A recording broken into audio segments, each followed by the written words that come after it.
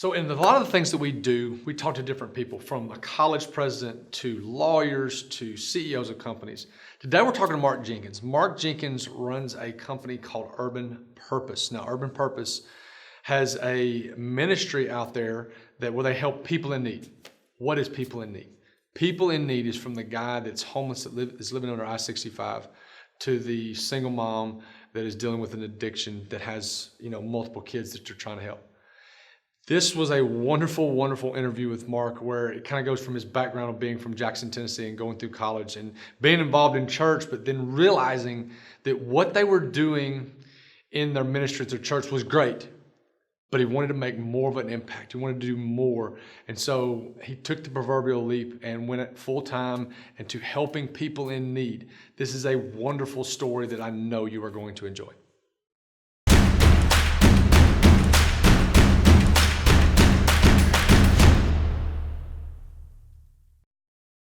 So tell me a little bit about you. I know we've known each other for a while, but give me an idea of your background, where you came from, jobs, all that kind of stuff.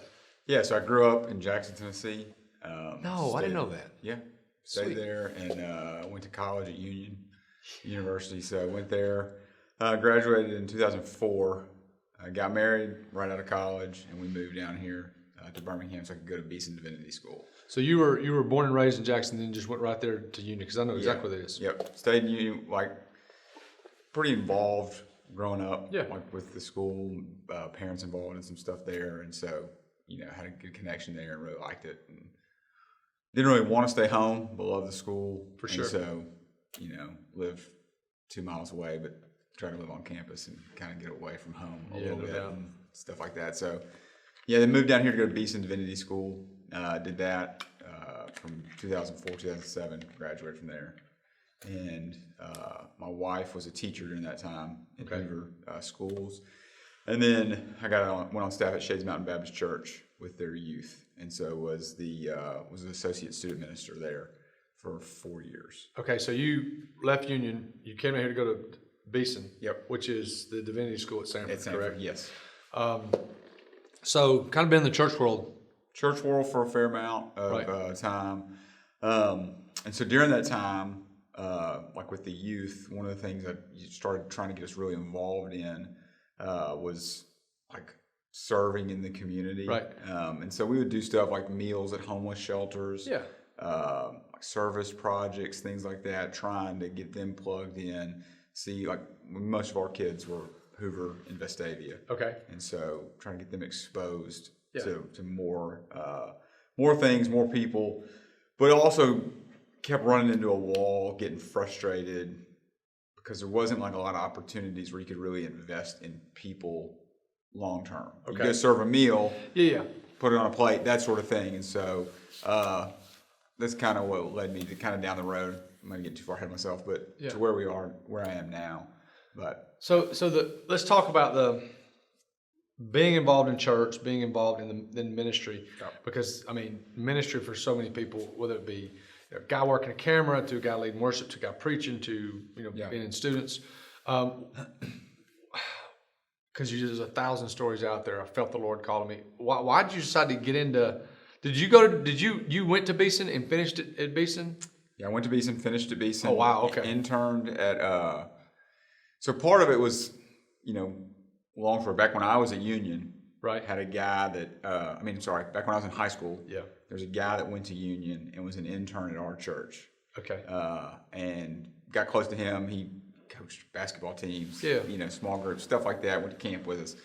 Got to be close to him. He lived at our house, in our basement during the summers. Wow. Okay. Stuff like that. Our family got to be close with him. He moved down here to go to Beeson. And so then I was at Union, going through Union. And so I had the Beeson connection. Well, then he got on staff at Shades Mountain. Okay. And so then I was at Beeson. We were still close. Okay. So then he hired me to be his intern. So there's a lot of connections. Sure. Part of Beeson, part of just the seminary, you had to get an internship. Yeah. Second or third year, and so that was an easy connection. And so got plugged in with the students, and then he took a job as a pastor in Nashville, literally right as I was graduating. And so he wasn't there was a youth minister over everything, Scott Heath, incredible guy. And Jay, my buddy, worked under him. Okay. And so when Jay left Yeah. to go to Nashville, there was I was graduating. I knew the students. Perfect storm. Was close with them. And so it just all kind of worked out. So in a lot of ways, it was not like, it could appear coincidence, that it all worked out that way. Right. I know it was God's hand in everything, but it wasn't like this strong, like at age whatever, I was like, I'm going to be At age 7, I'm going to go be youth minister or do anything like it. Wasn't that. It's just pieces kept falling in place and it worked out. Okay, so part of our relationship came in through fitness. Yep. So throughout your I say career, throughout your life, where did the fitness part come in? It wasn't really a big part. I played, I'm 5'8", so and not super fast. So sports, I love basketball. Combination. Yeah. And tried to play basketball in high school, and eventually that hit its ceiling. Yeah. And so would do stuff, be active through that, but wasn't really into it. College, did the intramural sports thing, but wasn't much for working out. I think it was like I got married when I got engaged senior year. I was like, okay, I need to get in shape. I gotta get in shape. And so started working out with some buddies, and then moved down here, and always would kind of stumble through like the whole Planet Fitness or joining a gym, like just kind of trying to figure it out, different plans that you find on the internet. And but then like having kids, remember it was like our last kid. My wife got pretty sick after. Mm-hmm. It was just the whole life's crazy. Had 2 little ones, third kid, she's sick, weight ballooned, super out of shape. And so started trying to get back in shape. And then a guy from church was like, hey, you should try CrossFit at J19. Cool. And I Googled it, and it was like 3 minutes from my house. Sweet. And so went there, met Kelly, who owns that, and have been there ever since. That was about 6 years ago. Wow. And then met you, I think, through competition at J19 and all that. So that's how that kind of fell into place. So it was kind of like since college, been here and there part of my life, but I'd say over the last 6 years, it's been pretty consistent part of my life. So you're at the church now. What are you full time? How long did you do that full time? I did 4 years full time. Okay. I did part time finishing up school. Right. As an intern, and then what did you transition into after that? After church. So part of what I was saying earlier is trying to find the stuff with the youth to do in the community. Right. I was getting frustrated. Like a shelter would say, sure, you can come serve a meal this date, or you could do a holiday meal, or you could do a service project. I'm like, you don't ever really get to connect with those people. There's no relationship. That day. There's no relationship. Okay. And I don't want to like dog on that stuff too much, because I can get on a soapbox about it. Yeah, for sure. But I think the Lord uses those things to do good things and to prompt people. But that started some of the frustration. And so there's a guy that I work with now, his name's Jim McFarland. His sons were in the youth group when I was working at Shades. And his younger son, Reed, was in a discipleship group that I led. So I had Reed in a discipleship group from his 8th grade year, this was back when I was interning, then the years I was on staff full time. So I had him 8th grade to 12th grade. So got to be close with him. Okay. Got to know his dad some, just through that. But the Lord was doing stuff in Jim's life. He was doing stuff in my life. Right. It converged. We wanted to do some stuff with the youth. We're like, man, we need to do some stuff where they can like dig in a little bit, like, and not just this random stuff. You saw a problem. The problem was you were in the youth ministry, but like you didn't feel like you were making an impact on these kids' lives simply because you didn't feel like there was a great area for them to just totally get invested. Yeah, there wasn't. We had, it was a big church, big youth group. I had these kids. I had a small group of kids that loved going to a shelter and serving a meal. I had a homeschool kid that literally would come. We'd go to a shelter once a week together. Cool. It was cool stuff that was making an impact, but it was like stuff that it was still like felt like I was hitting this wall. And I'm reading scripture, knowing we're supposed to care for the poor, knowing that we're going to invest in the poor, knowing what like relational ministry looks like. It's the whole, approach to try to take to students or anyone you're ministering to is about relationships. But with the poor, we're treating them like, I can give you this one-off meal, pat you on the back, and say, be on your way. be on your way. And that's Bob was pretty specific, clear. pretty specific about that. I wasn't really looking to like jump ship, but Jim and I connected over, doing something with the youth. So we collected some blankets, coats, stuff. This was like January 2010. Okay. And it was freezing. Like it was literally, it was so cold. This day we decided, we got all this stuff together and we went downtown. And we were naive. We didn't know what we were doing. And we were green. And we parked on 3rd Avenue and got out and got the boxes of stuff out. We got some hot chocolate, some brownies, blankets, coats, whatever. And people just started coming, right? And looking back, I would never do that again the way we did it. But we did that. I had to get some of the youth back to church, like to their parents, whatever time it was. I had to take a crew back. And Jim stayed down there and met some folks. Well, he met some folks that were living, we were at like 3rd Avenue, right around Firehouse Shelter. And he met some guys that were living just a couple blocks back under I-65. Okay. So he went back under there for, I can't remember the exact reason why. Took them something, wasn't very far, got to know them and asked them, hey, is there anything else you need? And they said something about firewood for their fire barrel and stuff like that. And he's like, I can do that. So he brought them back some firewood. I think they were pretty surprised that the guy actually came back. So you guys go downtown to give some blankets and just keep people warm and just kind of the goodwill thing. Try and connect with But then some your folks. buddy goes back to these people's, I hate to say this, where they're living, their house, where they're Under I-65, there's under literally the bridge. Fire barrel under the bridge and mattresses around it. And a little ways from there, it's like where Spires Energy is now. Yeah. Around that area, there was an old tire warehouse. It's burnt down since then, but it was abandoned. But there's tons of tires. Burnt down. And some people slept in there. Some people slept in there. Some guys slept under the bridge. He made a connection with them, and so when he would go back, he got to know them through bringing the firewood back. Right. Well, he'd call me and say, "Hey, when you left, met some of these guys. You want to come back with me? Let's go hang out with them, go meet, like whatever." And so we were able to start this relationship. And so he had his company, he had a construction company that he owned.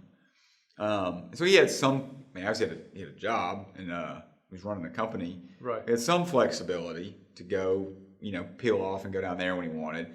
I had some flexibility with the church. They knew what I was doing, but also there was, he'd call me and I'd be like, man, I got a staff meeting or I got to be at this thing or we've got this thing going on. And I couldn't always go. Just drop it, yeah. And so, but I'd jump in when I could. And eventually Sundays at 3:00 became a consistent time that we would go down there. And then through the week, different stuff, but Sundays at 3 became just a consistent time where Jim's got construction days, he's got a big 4-door Chevy truck. Yeah. And we drive back under there, pots of soup, chili, stuff like that, and just hang. So what you're doing, just hang out. you've kind of created the consistency of, like you said, creating that relationship with these people. I'd say the biggest thing that we've done over the years, not to get too far ahead, but yes, creating consistency. They see people come all the time to do the one-off projects. Right. And so they expect that. So their mindset when they see you is get as much as I can, as quick as I can, because they're going to be gone. And so why not? If Thomas comes down and he's serving me a meal, why not hustle Thomas, at least try, because I'll never see him again. Yeah. And what does it matter? For sure. That's the mindset. And so what we really worked hard to do is basically, just stubborn enough to keep coming back and show them that's not who we are. Yeah. We're going to show up. And I think they thought, I still wear my sunglasses inside for some reason, but I've always got sunglasses on. Yeah. Jim's always got a big pair of black sunglasses on. We're in a big black truck. They thought we were the police.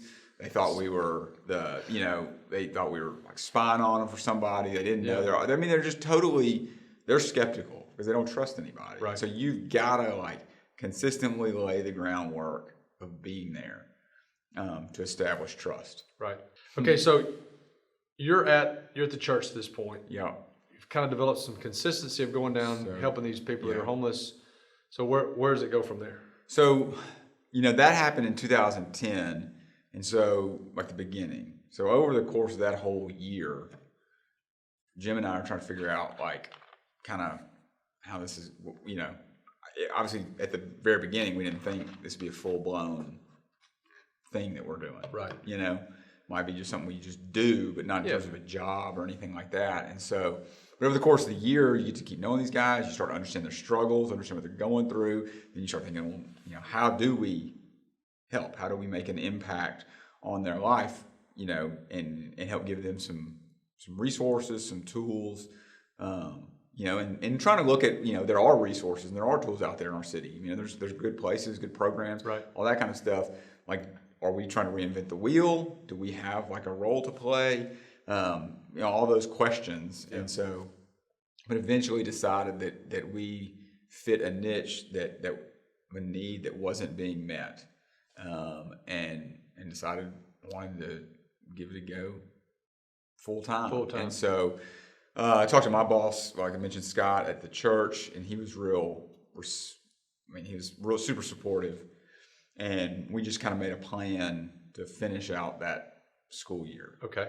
With the kids that, you know, minister to them, like that group that I was super close with that had gone like 8th grade to 12th had graduated.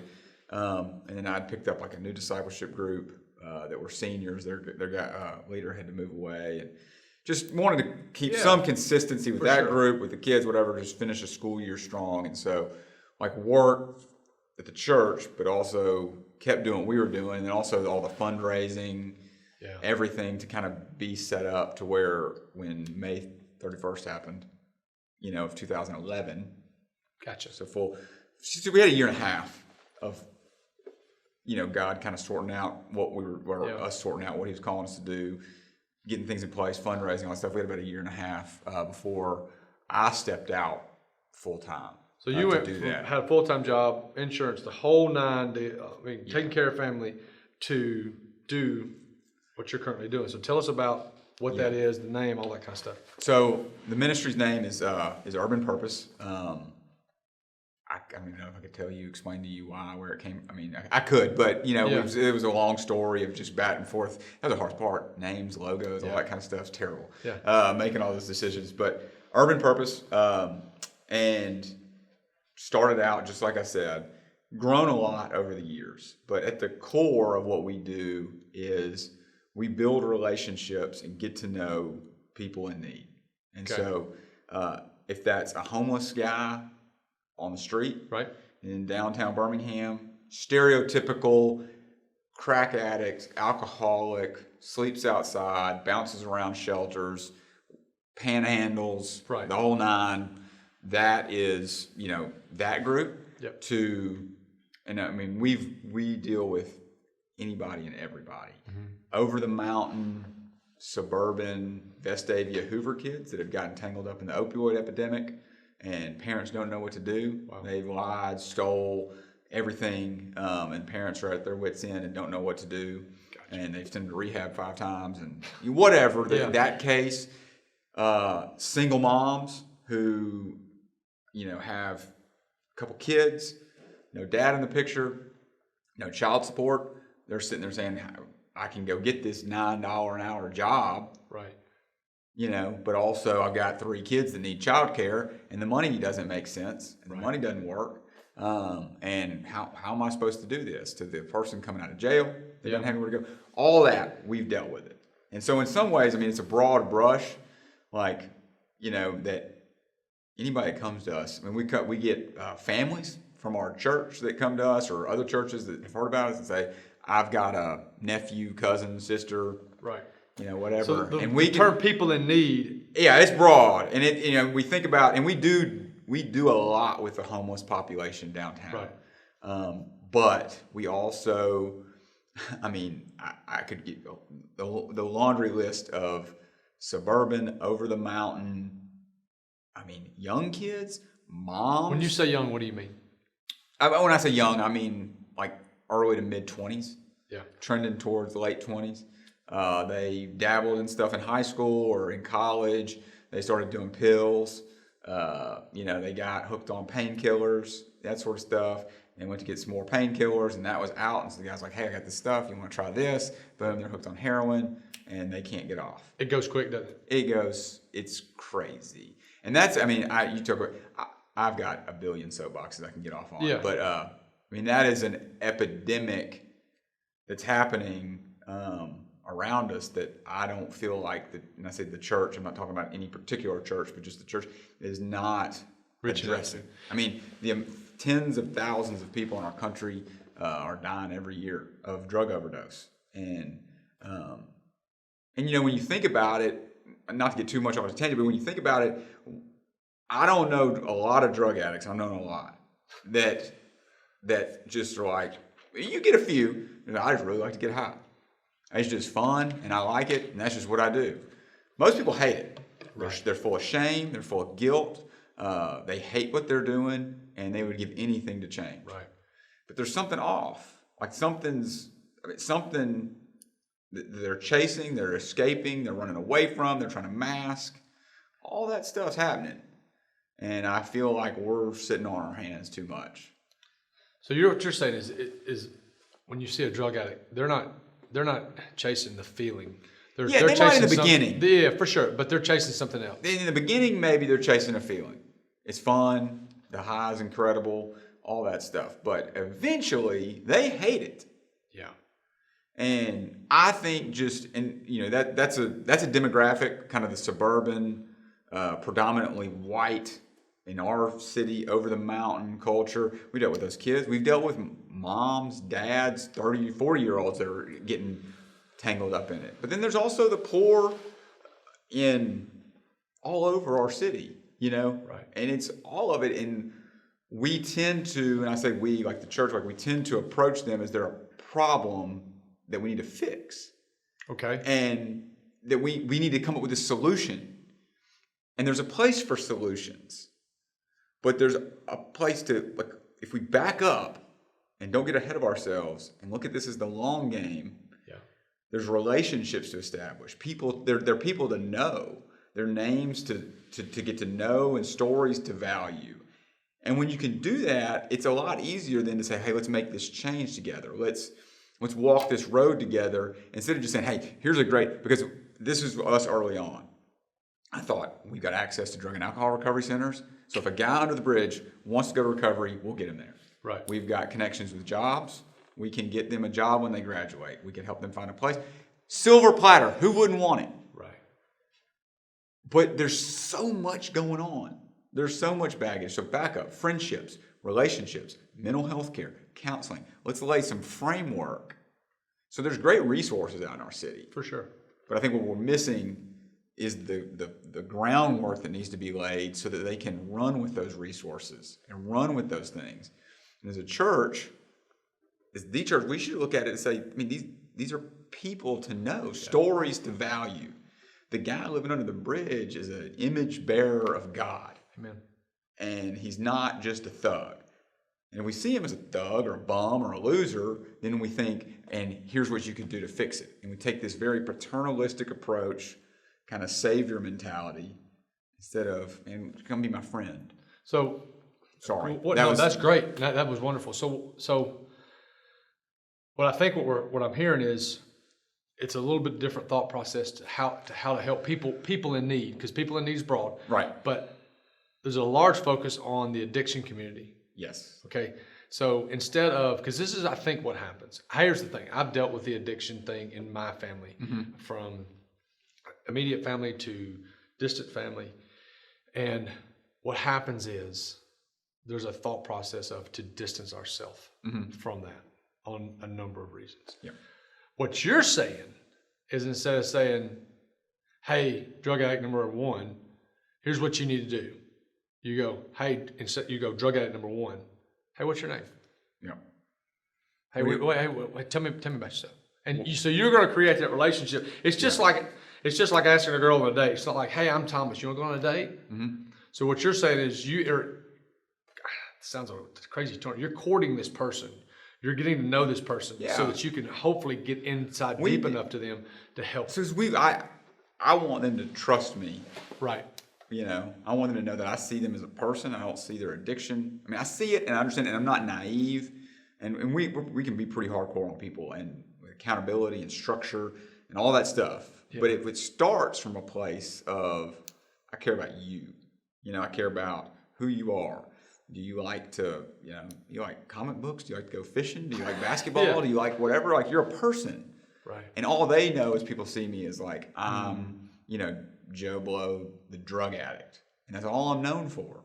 And I'm going, no, man, you've got talents, and you've got skills, and you've got dignity, and you've got worth, and you've got all those things. And it's not a slam dunk. I mean, you still go through the relay, all that stuff, but it just starts off, and so they trust you. And then what happens is, a cool story. I think one of the first guys we met when Jim, back up to that first story, when he went under the 65, guy that we first met named Tim, he's been to rehab, I don't know how many times since then, before then and since then. But he's also at rehab right now. And this might be his 6th, 7th shot. But I gotta choose to believe, as skeptical and as naive, that this is gonna be the time. But who does he call when he needs to go? He calls us. Right. And he's blown apartments that he's gotten, that we've helped with, jobs, all this stuff, he's blown it. Right. Over and over again. And he doesn't call us because he thinks, hey man, I can hustle them, because he knows it's going to be hard. Yeah. But he calls because he knows these are the folks that care about me. They've been there for me. And when he wants to go to rehab, he's like, he knows we're not going to say, oh man, you've done it and it's not worth it. Nah. Yeah. So he's there now. Does this one take? I don't know.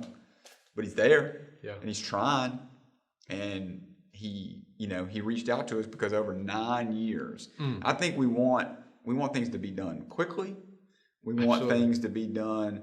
It's like, and it's like Amazon. Yeah. And even in the church, we want to be like, I'm going to go, witness this person. They're going to get saved, or something, and it's all like whatever. That was done, and move on, and whatever. And that stuff's good. I'm not knocking it, but I'm saying like laying the groundwork of, I'm going to be a good neighbor to this person for the next 10 years. Yeah. And sure, along the way, I'm going to share with them. They're going to know who I'm about. They're going to know what I believe. I'm going to lay things out for them. I'm also going to be their neighbor, right, and a good neighbor, and love them for the next 10 years, where they know I'm not just interested in selling them something and then moving on. Right. And establishing that. I mean, that's what we're about. And we have systems and structures. So when someone gets that point, and they want to make a change, we've got access to help them get into drug and alcohol recovery centers.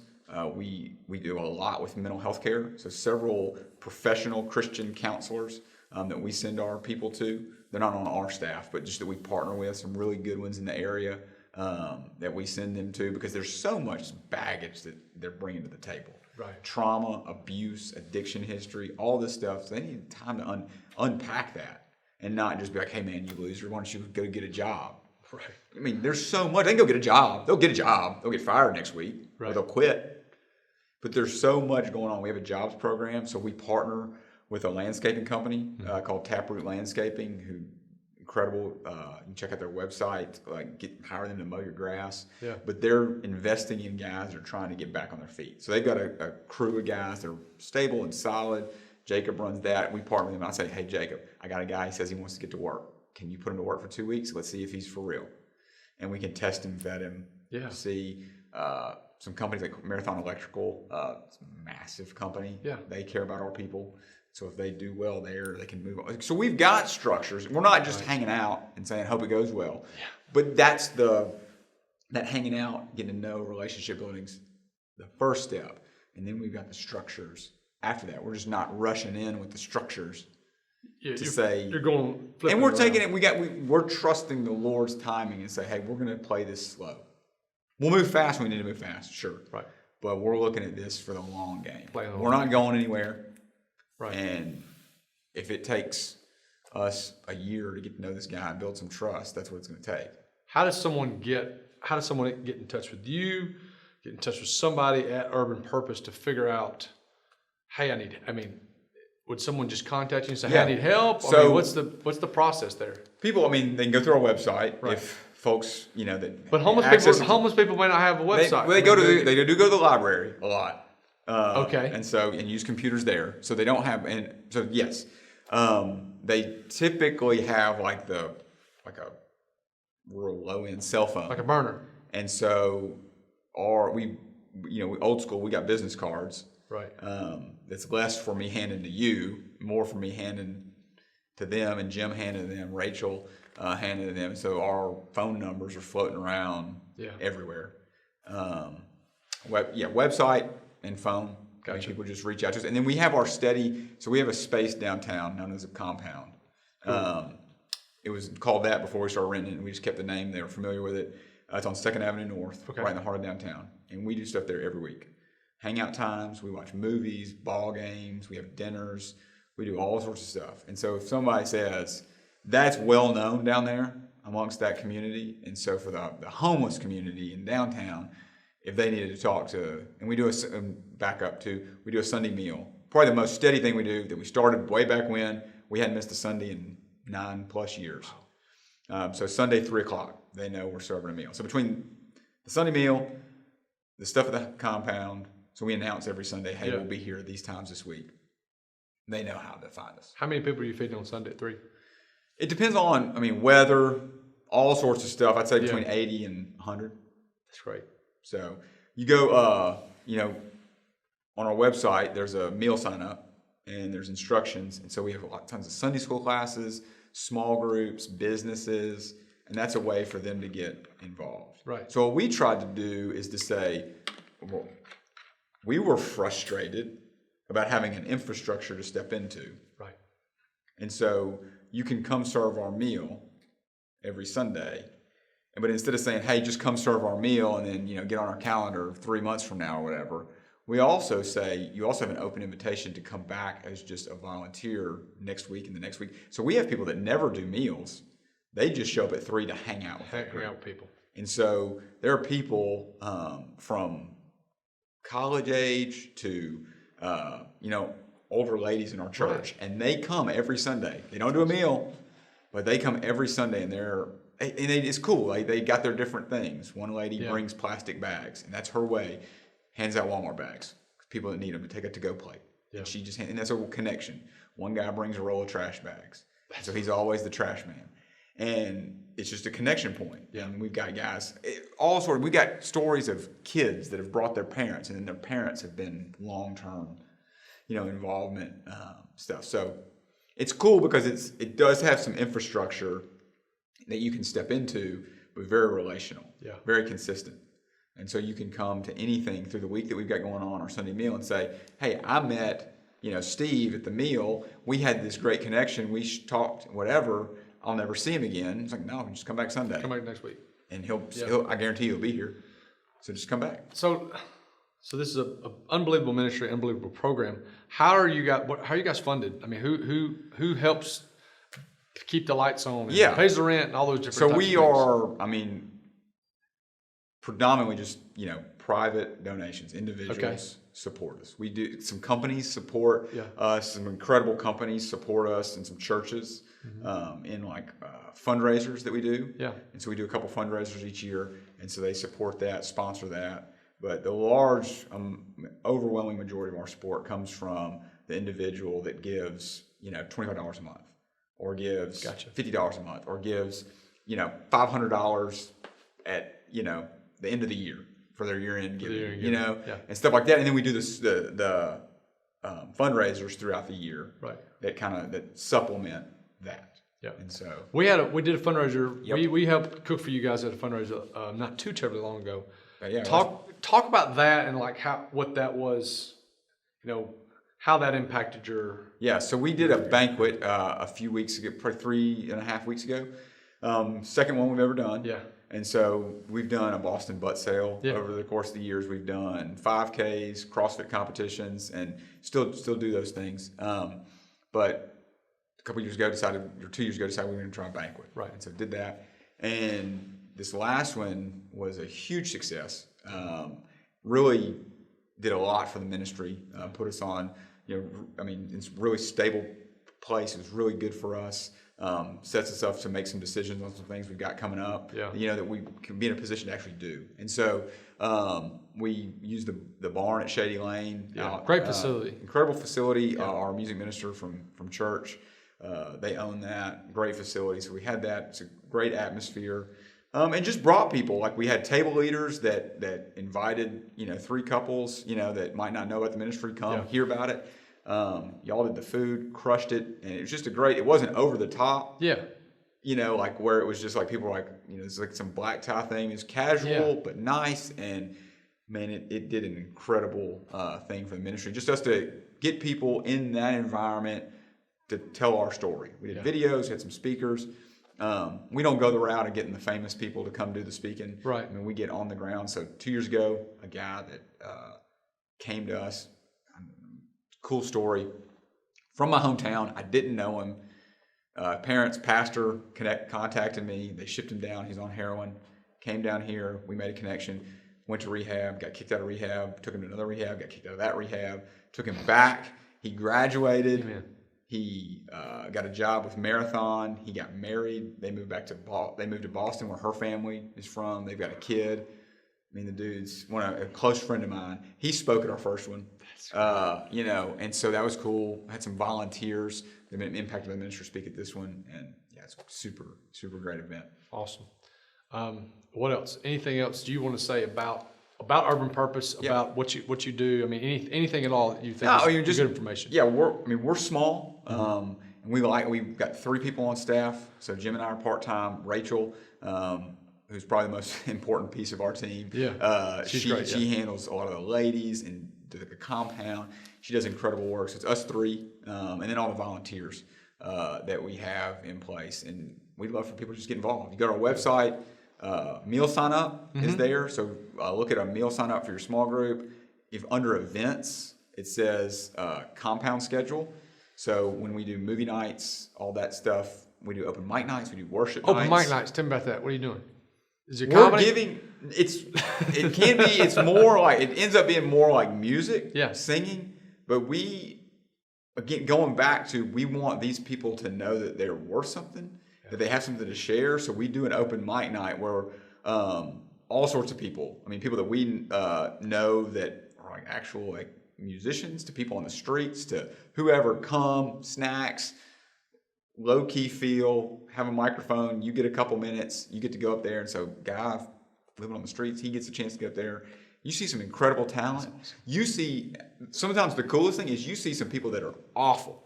They sing so bad, but it's so fun because they're smiling, people are clapping, and it's like that might be the one time this week that they've felt good about themselves. Right. And so we just want to give them an opportunity to feel like, share who they are, and express who they are. So we do those things. So you can go on the website, events, compound schedule, and it's literally open to anybody. You don't have to sign up, just come. Perfect. UrbanPurpose.com? UrbanPurpose.org. Oh, okay. UrbanPurpose.org. Check that out. And the only other plug I'd give is we do have a Boston butt sale going on right now for Memorial Day, and they're amazing. And so you can go on there and see if you want to get something ready for that Thursday or Friday before Memorial Day. That's a way to support us. $40, huge cooked Boston butt, fresh, cooked the night before, like overnight, that night, and ready to go. You can get that ready to go for Memorial Day. So that's a way people can support us too. Awesome. So today we talked to Mark Jenkins, who has, in essence, kind of flipped over the apple cart as far as just helping people in need. Helping people in need is a broad category. And what these guys are doing is they're doing it on a relational level. They're not just getting people and putting them in rehab or getting people and trying to get them in jobs. What they're doing is they're reverse engineering this thing. They're creating relationships. The Bible talks about how all of us have worth, and all of us we are all made in the image of God. And what Mark and the guys at Urban Purpose are doing is they're creating these relationships and getting these people in need, from the homeless people to the people that are living in really, really nice homes that have these problems.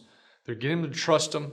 They're creating that relationship so that they can help them in that way, which is an amazing thing. So I'm so glad you joined us today. If you have any questions about anything, urbanpurpose.org. Mark will answer the emails, all those things, and you can get involved there, whether it be take your group down there, you go down there, take your family down there. This is a wonderful, wonderful way to get anyone that you want to involved in this community. So thank you so much, guys.